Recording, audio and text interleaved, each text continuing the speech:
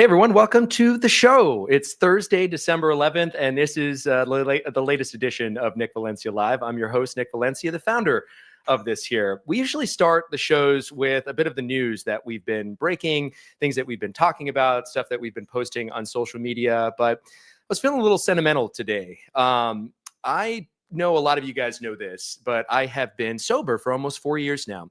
Or 5 years. It's been 4 years and nearly 11 months. And for whatever reason, like this last week, I have been thinking so much about one of the guys that helped get me sober, or the guy that really, when I hit my rock bottom, I reached out to him. And like any good person in recovery, he reached back out.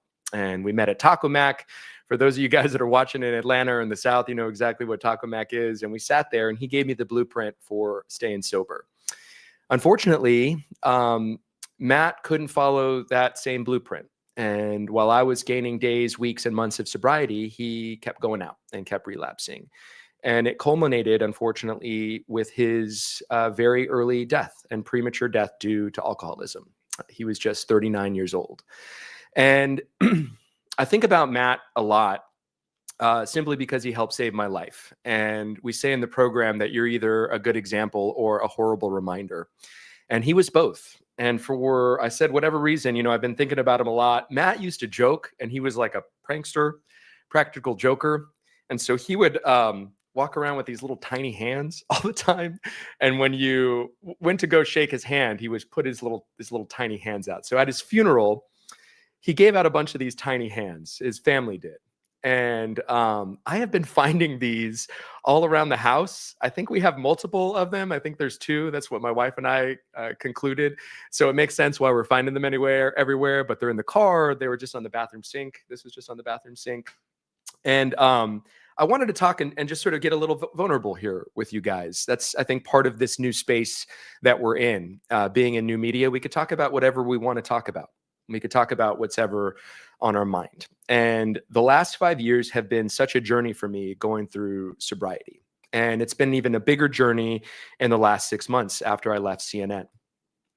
After I left CNN, it became pretty clear to me that I didn't quite know exactly who I was. And I've been on this sort of journey of self-awareness and discovery, and got diagnosed 5 years ago with post-traumatic stress disorder and anxiety and depression. And so I've been treating that, but it came pretty abundantly clear to me a few weeks out into this new world and this new ecosystem and this new sandbox that things still weren't right for me. So, I got back into therapy and started talking to my primary care doctor. And over the course of the last month, part of what I've been dealing with is I was diagnosed with ADHD. I've been diagnosed twice in the last month, once by a psychiatrist and once by my doctor. And for those of you who struggle with ADHD or ADD, when you get that diagnosis, at least for me, I'll just talk about me personally, getting that diagnosis was such an eye-opener to me, because I have felt for so many years like I've been moving through life with half my brain. I've got those typical examples that you see of like starting a project, whether it's like taking the laundry out and then, I've got to put away the utensils from the dishwasher. And at the end of the day, there's just a bunch of half completed tasks. And it caught me so surprising that I had something else that I hadn't treated or addressed, because I've gone through my whole life unmedicated for this disorder, I don't even know how to categorize it, disease. I'm not quite sure what it is. And all of a sudden, after getting this diagnosis, like all of these light bulbs started to go off, the inability to emotionally regulate at times, being hyper-focused on things, and normal everyday tasks, like don't ask me to put together a piece of IKEA furniture or read instructions. I know that's like a typical thing. Most men, they say, stereotypically don't read instructions. But like for me, it really is like overwhelming and crushing the idea and thought of doing something that I'm not really interested in. And I never considered that I had something like this, because I was always very effective. I'm a pretty bright guy. I could do a lot of things. And I've had a lot of early success in my life and success now in this new space that I'm in. But it clearly wasn't enough. And I was sort of fighting this match with a hand tied behind my back, or a better analogy is going through life with just half a brain, basically. So I don't know, I felt compelled to share this. I felt compelled to talk about what's going on in my life so you guys know a little bit more about what I've been dealing with behind the scenes. And it is a tremendous struggle, not only to, get on the right meds and go through this sort of guinea pig evaluation, because the first bit of meds that I got on, they made me crazy. And I don't say that loosely, the Sunday before last, I woke up just crying into my breakfast, man. I woke up deeply emotional, and I knew that it wasn't myself. And I know, in addition to this, the stories that we're currently focusing on, the stories that we're reporting on, my Latino community being persecuted, losing friends, being in this new space, having people who are Trump supporters in my life pick up the phone, literally pick up the phone and call me to harass me, to say that I'm no longer a journalist and that I'm an activist or that I'm putting people in jeopardy. I used to have the safety of CNN. I used to have that big newsroom and editors. I used to literally have a security guard that went with me during these really tense riots, war zone-like experiences and environments that I've covered my 13 years as a national correspondent for CNN, my 19 years as a journalist. And I don't have that anymore. And it has been tremendously difficult to navigate this road on my own. I'm so grateful for my wife, who's been my business partner in this, and also my best friend, Eric Sandoval, who's my EP, and he's the one who's in my ear. That's why you see me fidgeting with my old IFB. Some things never change. But I know how difficult it is now for those who have been out there on their own. And so we wanted to take today to highlight the unsung heroes or people that you might know. If you get your news online, you likely have heard from or seen our next guest. And I want to play you a clip of what he does here. We have some news right now. It looks as though Kristi Noem could potentially be on her way out as Department of Homeland Security Secretary in what could be a major cabinet reshuffle early next year. The Bulwark is now reporting that Kristi Noem might be the next the first cabinet. We have some very serious news right now. ICE entrapped a undocumented immigrant in Washington, unleashing a dog. We have breaking news right now. The United States Supreme Court has agreed to review the constitutionality of Donald Trump's birthright citizenship executive order.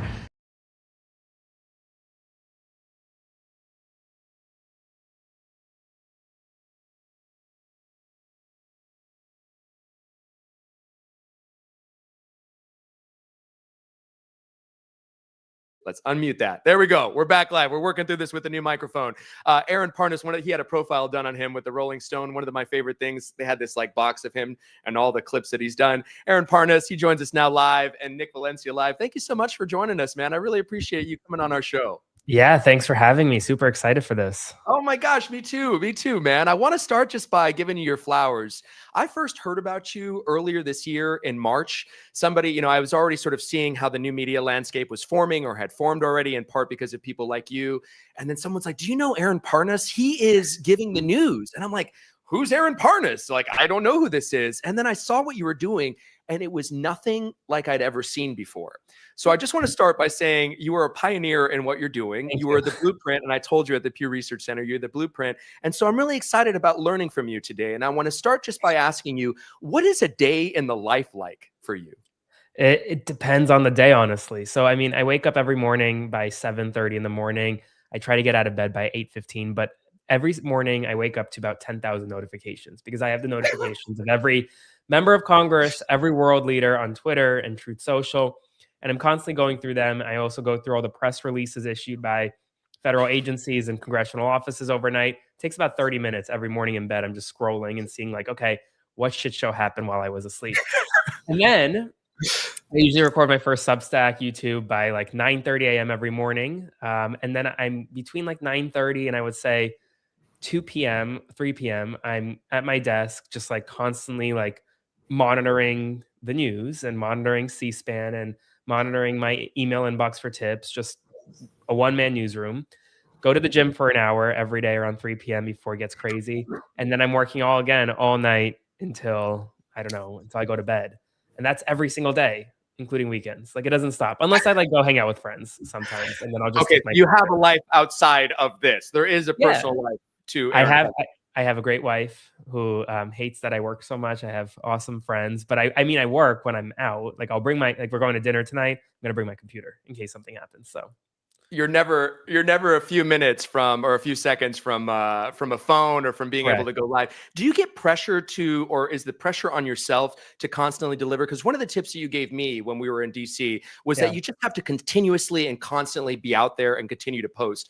Is that something that you realized and learned, or is that pressure that you put on yourself going in, like I've got to just deliver constantly?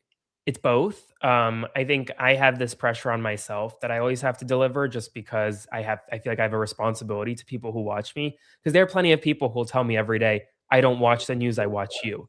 And that scares me as someone because I'm like, well, I want you to get news. And like if you're not going to watch the news and you're only going to watch me, then I have a responsibility to make sure you're updated every day. But also on the other end, like algorithms and social media reward constant posting. And Right. so if you take a day off, if you take a week off and you come back, it's a slow grind to actually pick back up in terms of where you are in the algorithm. So if you stop, it actually hurts you. I noticed that for the first time. I got sick over Thanksgiving. I took a break, I wasn't posting like I was Yeah. posting. And then I started again. I was like, what the fuck is going on? Like, where did all my engagement go? Yeah. So it's like my EP who's in my ear. He's like, it's like a cruel mistress, the internet. You got to constantly deliver and constantly post and stuff. And Yeah. so what are the other challenges in this space? Honestly, the biggest challenges are for me is like number one, like getting legitimate, right? Like I think I'm not a journalist by trade. I'm a lawyer by trade. I didn't go to journalism school. I went to law school. And so getting people to recognize that what I'm doing is actually journalism has been an uphill battle. But even like I mean, like every single day we're achieving something new. The other day, Politico cited me and said journalist Aaron Parnas, not content creator, for the first time. And that's like Mm. a mini like piece of validation for me because a lot of people don't know that I actually hold myself to higher ethical standards than that of a typical journalist because I hold myself to the legal standards if I were a lawyer still. You're And moving in good faith. exactly. So that's a challenge. Another challenge is people want to shoot the messenger when they're mad at the message. So they get mad at me for reporting news that they don't like. And my thing is, it's like, don't get mad at me. I'm just the conduit for you to get the news, the information. Be mad at the information if you don't like it. And so that's another thing. And then the final thing, I guess, that's really frustrating lately is social media empowers hyperbole and misinformation. We Yeah. see it, and so there are often stories that go viral, and I say stories with quotation marks because they're not real. They go viral on TikTok and on Instagram, and people demand that I report on them. And I say no, and people get mad at me for not reporting on them. For example, a recent story went viral. Mike Johnson is on Grinder. Right. Millions of views. It was a complete bullshit story. I got so much hate for not covering it. So much hate. And I'm like, guys, I'm not just gonna just because you hear something on social media doesn't mean it's legitimate. So How do you vet and then keep the standards up? I know you're holding yourself to the legal standard, you're yeah, moving in good faith, but when a story like that and you have an audience now that is expecting you to be something, one of the things I heard is really challenging for the newsfluencer, the new age journalist, new media journalist, is not yeah. to become exactly what your audience wants and to stay true to your own convictions and ethics. So, first part of that question, how do you vet a story? How do you make sure it's accurate? Well, most of the time nowadays, stories are my reporting is based on my firsthand sources, right? So like Donald Trump Mm. puts something out on Truth Social, I'm reporting what he says. I'm not reporting the veracity of what he's claiming, right? So like the fact that he put it out there is the truth. Same thing with members of Congress. They file a bill, file a law, I report on that. Votes in Congress, legal opinions, I read them, I report on it. So that's like 50, 60% of the work nowadays. And then like about 20% of the work, I rely on like the AP and Reuters wire services. And I monitor the wire just like other cable news shows do. And when things hit the wire, I look at it and I vet it. I try to do some research on my own and I'll report on it if it's legitimate. But to me, if the AP is reporting on it, I find that pretty legitimate. So I think that's the way I hold myself, by like really sticking to firsthand sources and like legitimate news organizations when I rely on others. I think a big part of there's like a misconception. I don't consider myself an investigative journalist, even though I would love to be. Like I don't spend months reporting on it, like digging in and like sourcing a story. I just don't have the capacity to do it. I could, I just don't. And so I'm not like ProPublica breaking an investigation of 3 months. And Right. so when you're doing the work that I'm doing, it's a lot easier not to kind of get caught in like possible misinformation, if that makes sense. Given that, are you worried at all about the erosion of legacy media? Given that AP, their staff is being Yeah. thinned out. I remember, I've been in news since 2006 and in television since 2001. AP used to be the standard, right? I mean, you could read something, you looked at an AP journalist and you were like, oh, like they're golden, Yeah. they're glowing, they were the apex and standard. Now, to me, I mean this in all sincerity, you're the apex and you're the standard. And so how do you navigate that? How do you reconcile that with the erosion of legacy media? Well, I navigate that because I still think AP is the standard. Even like some people think I'm this, like you said, you think I'm the standard. I still think Yeah. AP is the standard because I really, and when I talk about this a lot, legacy media is eroding in the sense of the institution of legacy media is eroding.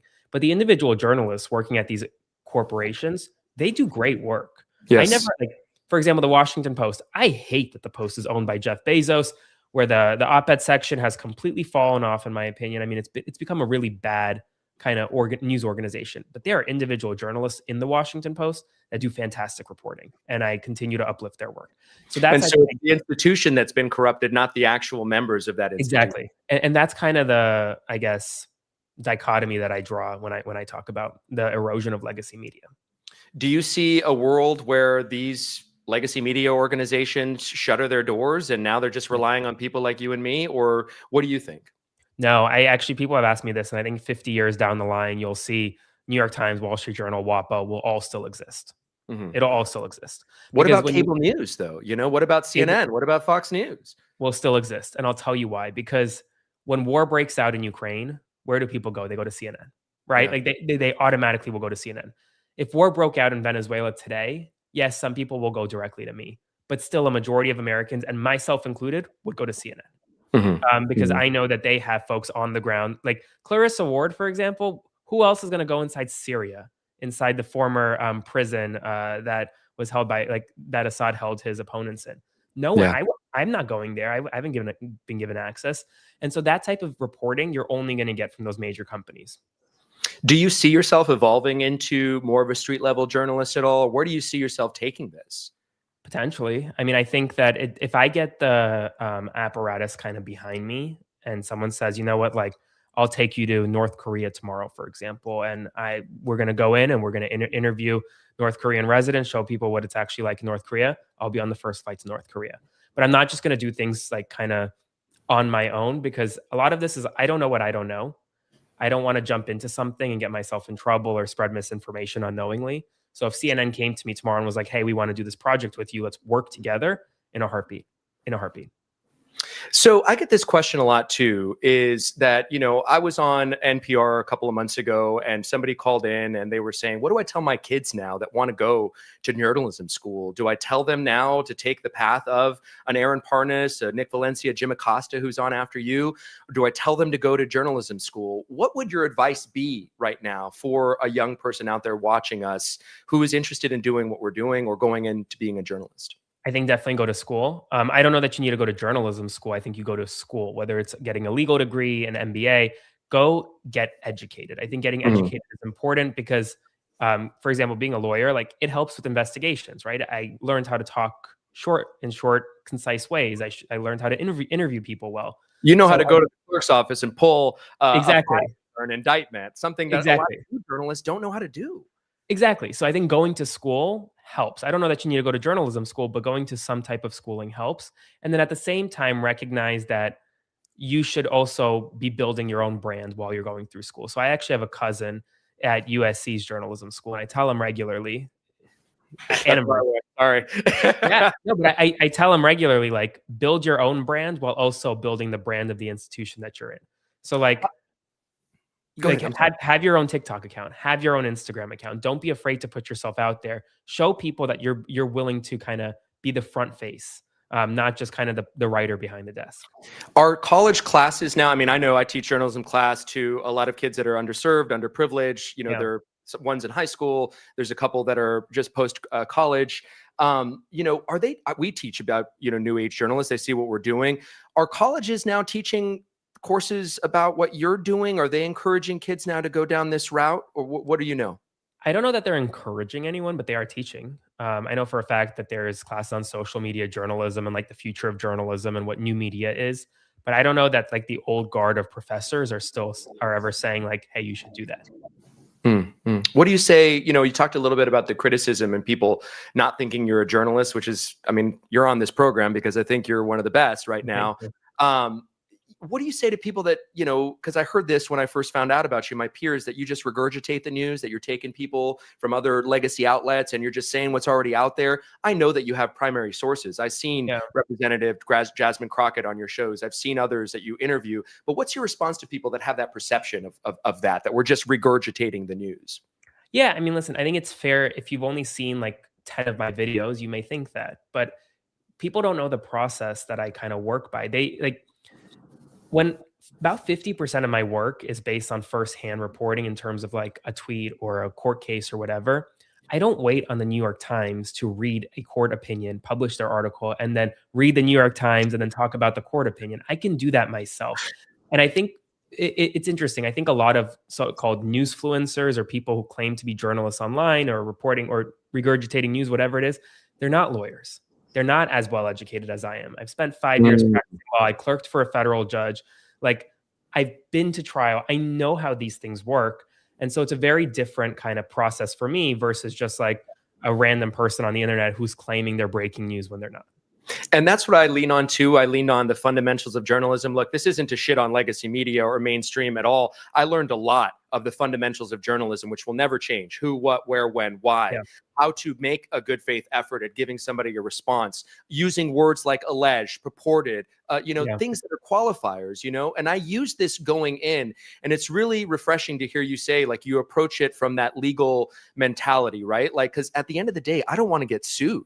I Yeah. want to make sure that I have a good faith argument in the courtroom, right? Sorry, my IFB keeps coming out. That I want to have a good faith argument in court to be able to stand by my reporting, So it's great that you use these ethics and stuff. Is that the suggestion that you give to others that are stepping into this that might just be Yeah. like, hey, I've got a pretty face and a new microphone. Let me talk, Well, it's also like, do you care about your own integrity, right? Like, do you care how people view you? I could spew misinformation. I could tell my audience tomorrow that the sky is not blue, it's green, and there'll be people who believe me. Whether that's a good thing or not, that's a different conversation. But if I do that, I'm kind of killing my own integrity, my own ethics in the process. So yeah, I think using words like alleged, I think it's interesting actually. Like, I got a lot of shit during the chart when Charlie Kirk was murdered. For before we knew it was like what actually happened, I said Charlie Kirk was killed, and we have an alleged killer on the loose. And everyone was like, "Oh my god, you didn't say murder, and you said alleged. We knew he did it." I'm like, we don't know actually Was until he he's found charged? convicted. Right? Was he charged? Correct. We don't know that, and so I think again, people get mad at me for bringing them a message, not the message itself. So I have a couple more questions before we get to our next guest. One of them is like, I have started to grow in this space and I've noticed the vitriol. I've Yeah. noticed a lot more of the hate watching. Part of me is like, okay, this is good because it's creating a great engagement. I'm starting to monetize now. How do you deal with that? How do you deal as a, sort of singular person out there? You don't have colleagues or peers. You have a great wife who's super supportive. You clearly have some great friends around you Yeah. too. But like, how do you deal with all that shit that's coming your way and being thrown your way? By not reading it, by not watching it. And when I do, I make fun of it. And not in like, I don't make fun of the person doing it. It's more of Sure. just like, okay, like, great. Like, you want to attack me? Get in line. It's very like, I just kind of make light of it. At the end of the day, like, social media is not real life. And if people want to spend their time attacking me on social media, that's a sad way to live your life, honestly. I don't Yeah, but live what my life. happens if social media goes away to people like us? That's a question I have. Where do we go? Where do we post? I'll be a public defender. Like, I'll go back and be a lawyer, and I'll be fine with it. But no, seriously, I mean, the haters will always be there. I compare social media to high school. You walk into high school thinking everyone's gonna like you, and then people start talking shit behind your back, and then people like you have the ex girlfriend that no one likes or that doesn't like you or whatever. That's what social media is. So like haters are my motivators. We never leave the seventh grade, Aaron. We No, we don't. never leave the seventh Mhm. grade. The last question, you've been so lovely with your time, man. The last question I have is how we started the program. We started talking about mental health. Yeah. I know that there's creators out there who focus on mental health, talking about social media not being real life. We compare always to others' highlight reels, the things that we've known, we've heard before. What do you do to take care of your mental health? I don't. And I say that because it's a problem. I was actually listening to you talking about your ADHD story, and it actually moved me because I have debilitating ADHD. And like I will sit at my desk for 3 hours and just look at the screen, have a million thoughts in my head, and not do anything. And I'm not able to function. And so I haven't had a good balance in terms of like fixing mental health. I go to therapy, but it doesn't Yeah. always help. I make sure to work out once or twice a day. I guess I sleep 8 to 9 hours a night. But other That's than that, like you're that would talking shock a lot of people given how much we see you online. it would. But I mean, that I guess that's the way I, like, focus on mental health, but I mean, it hasn't fixed everything, not by a mile, no. Is there anything I haven't asked you that you think is important to know or anything that you'd like to talk about? How can we find you? How can we follow your work? And anything else that's on your mind? Yeah, I mean, just, the Parnas perspective on Substack, and then Aaron Parnas, on all the other social media platforms, so go check me out. God, we will, man. I have just loved following your journey. Thank you for being gracious with your time and Thanks for just, having me on. showing up, man, and just Yeah. giving me my love and showing flowers and all the things. Thanks for the interview, by the way, in DC. I really appreciate that, man. Of course, and if you guys are, haven't followed Nick yet, please go follow Nick. If you're Tell your followers, please. Yeah, go follow Nick. Take Thank care. you so much, Aaron. We'll see you next time, brother. Oh, that was Aaron Parnas. Wow. I met him recently and he's everything that I thought I would be, man. Probably a lot cooler and a lot more humble than I probably thought. This guy's got, I meant it when I said it. It's like Fox News, Daily Mail, and then Aaron Parnas in terms of people that are watching and viewing. That's insane. That guy's just doing it all by himself. We talk about one badass and we turn to another. This is somebody who, I was thinking about this earlier today. This man probably walks into rooms and he has no need to introduce himself because everybody knows who he is. And yet he probably introduces himself anyway because he's that cool of a guy. Jim Acosta is a former colleague of mine, a dear friend of mine now, somebody who's been so helpful in helping establish this new role I'm in. You guys may remember him from CNN, or you may be watching him now, but I wanted to remind you guys of how he left CNN. One final message. Don't give in to the lies. Don't give in to the fear. Hold on to the truth and to hope. Even if you have to get out your phone, record that message. I will not give in to the lies. I will not give in to the fear. Jim Acosta joins us now on Nick Valencia Live. Thank you so much for joining us, Jim. I really appreciate you being here. Man, who is that guy? Who was that troublemaker? I mean, what the heck? Do you think when you look at that now? I think, man, I needed some sleep after that. I was terribly sleep deprived, and I'm just looking at how puffy my face was. We always look at the TV bad guy. stuff about ourselves. We never look at the good. I didn't notice any of that stuff, man. Now, like, I don't wear makeup anymore. I maybe put a little hair stuff in from time to time, or wear glasses because I have to operate my laptop while I'm doing this. So it's a totally different thing now. But it's crazy to look at that back then. That wasn't even a year ago. What the hell happened? Yeah. How does it feel now to be in this space? How have things changed for you? And how has your approach to the news changed, if at all? Oh, man. Well, first of all, Nick, it's great to be with you. When we worked together, I was always like, man, there's Nick. He's going after it. I love it. Thanks, brother. And it's great to see you diving into independent journalism. And I mean, this is the future. Honestly, I mean, look at the headlines in our industry right now. They're kind of terrifying. It's kind of is the government taking control of the media? It's sort of becoming like that. I mean, I'm sure the people who are watching are like, no, it is becoming that. Not sort of, it is. To me, I decided when I started to go independent and do this thing is I wasn't going to just do the both sidesy thing anymore.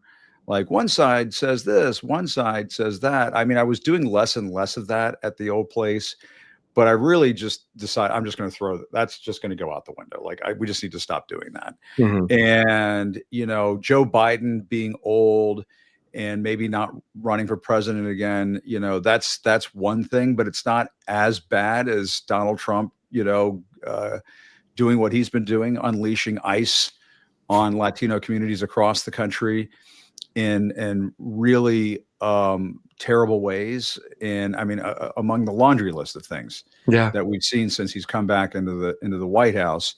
And when he was running for reelection in 2020 and he lost, I heard from some Trump people who said, if he comes back, if he wins again, it's going to be like Trumpism on steroids. And I sort of compartmentalized that message, that little nugget that I heard 4 or 5 years ago, but it really has come true in this second administration. And I just think you have to cover it as such. You can't get bogged down in, well, one side says this, and okay, let's bring on the MAGA guests now and listen to them lie basically uninterrupted for the next 10 minutes. I mean, it doesn't serve anybody any good. And I just think it doesn't help the viewers. It doesn't help the readers. And so if we're facing a threat to our democracy, if we're facing a threat to our way of life, you just have to present it as such. You know what I mean? And I think that's the way it used to be done. And it's not a revolutionary concept.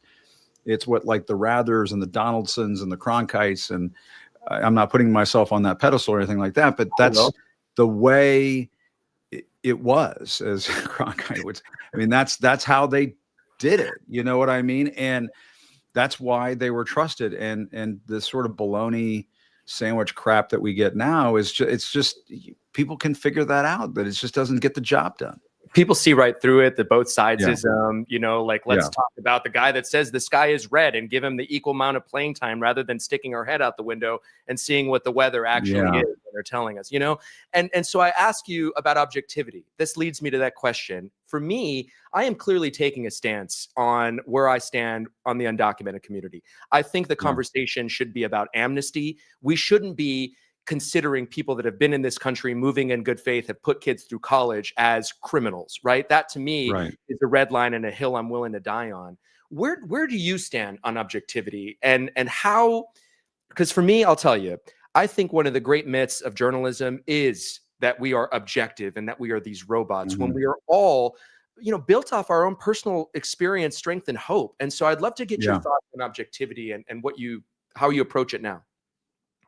Well, I mean, objectivity, it's an interesting discussion, for an academic setting, that kind of a thing. I mean, newspapers are not completely objective. They put in their editorial pages endorsements for political candidates. I mean, when we were growing up, some of the anchor people that we grew up with from time to time would give their opinion on things.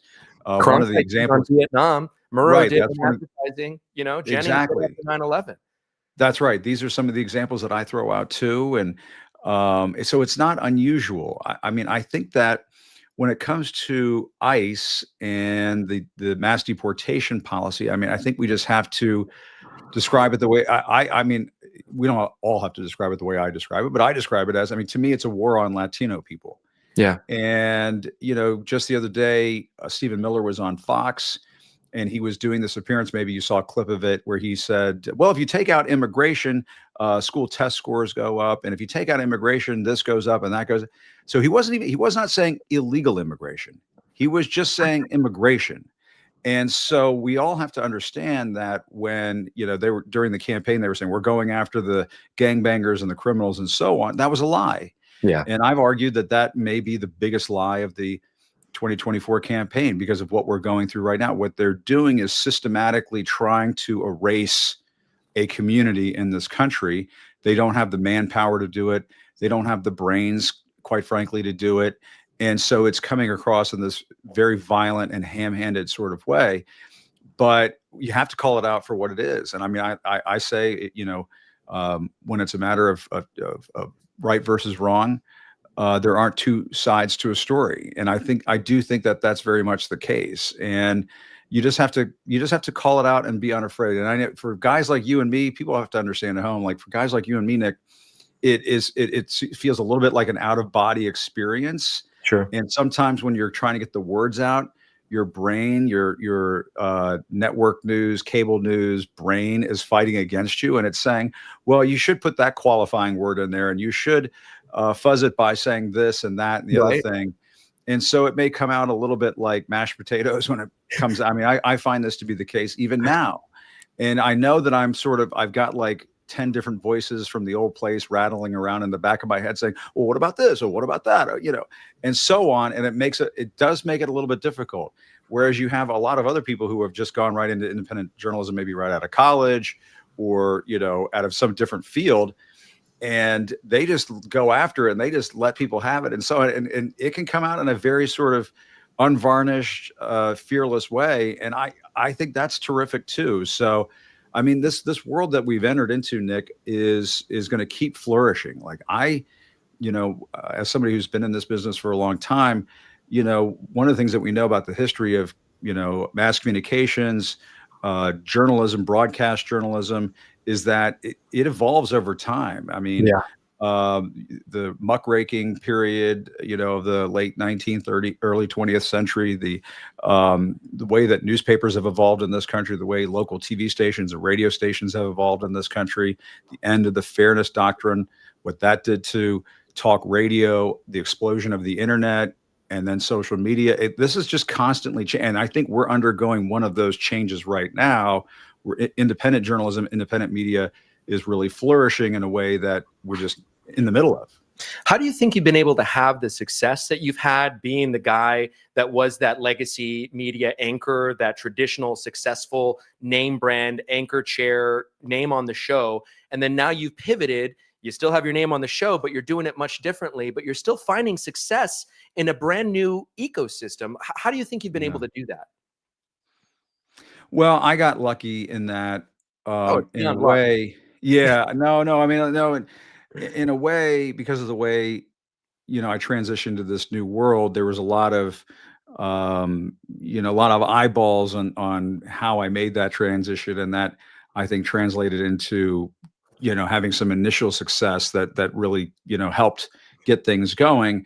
Sure, but I've worked like hell. What's that? You've sustained it. People have stayed with you, and you've grown your platform, and probably have even newer viewers now. Yeah, that's true. I mean, we've really worked like hell to keep this thing going, and put on a show just about every day. And I think you have to kind of stick to that sort of daily schedule. I think people come to expect it. And I try to do the news, but I also try to do it, as I tell people, I spent most of my career doing both sides. Now I do my side. And, when I think that Donald Trump is being full of shit, I say he's being full of shit. When I say he's lying, I think he's lying.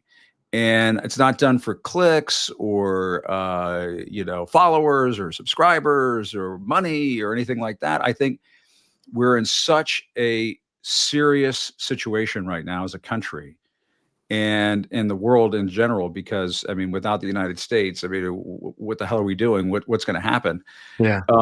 That it requires kind of like, you got to throw everything out the window. Like I thought when I left the old place, and I was going to go on vacation and go see some countries I hadn't been to. And it just, he pardons all the January 6th rioters and criminals. And it's like, well, shit, we're in the middle of a really serious fight for our lives as a country. And it's gotten worse and worse in terms of, going after American citizens, not just the situation with the ICE raids and Latino communities, which sweep up U.S. citizens and nonviolent migrants and all of that. Look at the way he's gone after political opponents in this country. Just today, I believe it was just reported that they tried again for a third time, and they failed for a third time to indict Letitia James. And so this is the second time that they've tried to do this on top of the first time. And it's just like, he's going after his political opponents in a way that we really haven't seen in this country before. And then you tack on top of that, the bending of the knee that you've seen in corporations, law firms, the media, and so on, the tech industry. I mean, there's no time really to take a vacation or a break. I try to do that, but I think part of this is just trying to ride this tiger without ending up on the inside of it. And people turn to you because they know that you're going to deliver the truth, especially when it comes to President Trump, because our institutions have been corrupted.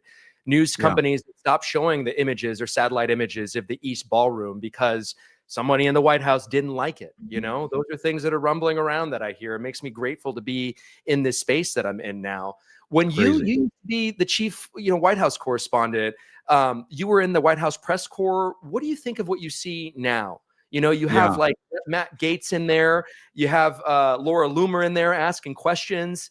I program and you calling balls. Man, if they had tried to bulldoze the East Wing when I was covering the White House, I would have figured out how to rig a camera to a paper airplane to get over top of that and get the footage of it. And I would try to get it first.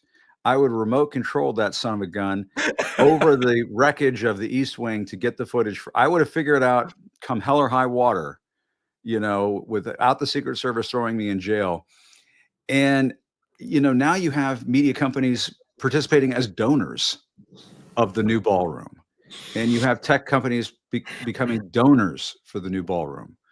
What kind of crazy upside down world are we living in right now? It's totally insane. It's totally nuts.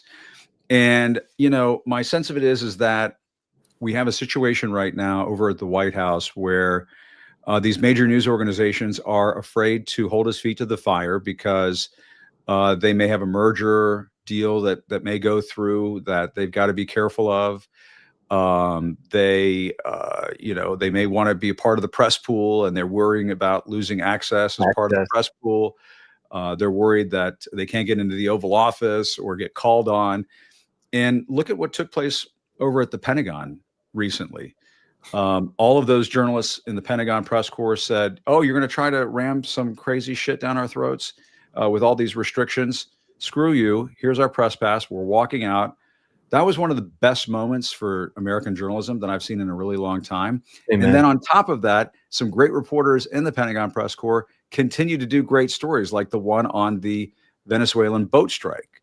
That story exploded because of good, hardworking journalists who are good at their craft, and they put a good story out, and it gained a lot of traction. And now you have lawmakers, demanding hearings and investigations and so on. That's the way it's supposed to be done. And they did that outside the building.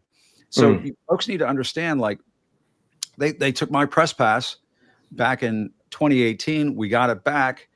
And, in the interim, when I didn't have the press pass, there was a trip that Trump took to France. And my producer, Matt, and we went to France to cover it along with the old place under the old management. And I reached out to somebody I knew in Emmanuel Macron's office. And I said, well, I don't have my American press pass. Can I get a press pass from you guys?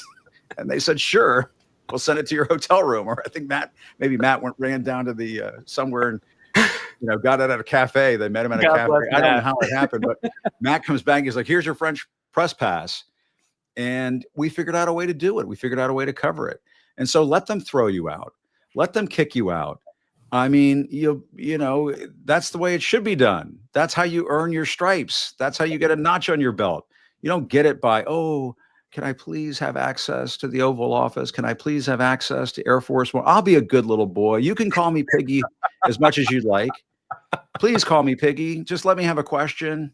Let me come in and get beat up by Caroline Leavitt without saying anything. It is insanity, and it drives me fucking crazy to watch it. I know. I bet it does, man. I mean, I remember I was in my feelings one day and my mom said, look, you're a journalist, Nicholas. If you want a friend, get a dog. That's right. That's how it works.